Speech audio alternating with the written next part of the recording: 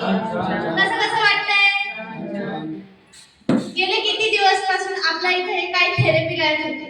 Therapy घेताना त्यांच्या शरीरामध्ये काय अनुभव बदल घडलेला आहे आज आपण आईसोबत बोलणार. प्लीज वेलकम आय्या.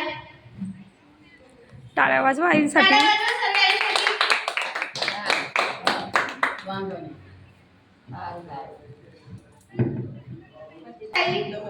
आई मला तुमचे नाव माहिती आहे. बसलेल्या आई बाबांना तुमचे नाव माहिती नाही. तुमचं नाव सांगा बरं. माझं नाव सविता अवसर.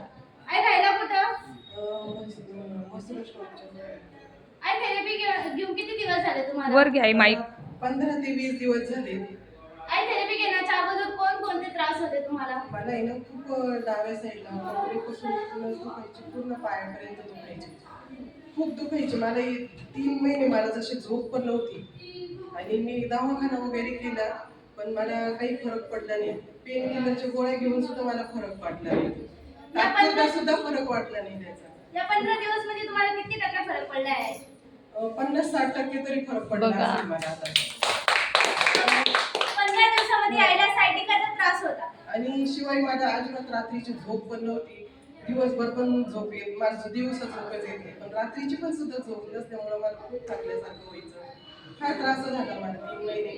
पण इथं आल्यापासून आहे ना इतकं छान वाटलं, खूप सुंदर वाटलं.